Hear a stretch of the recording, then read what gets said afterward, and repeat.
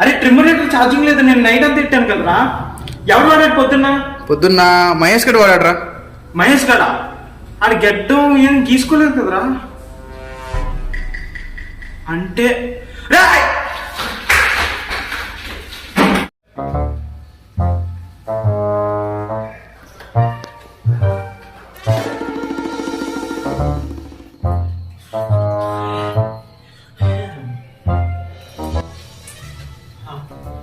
నా టవల్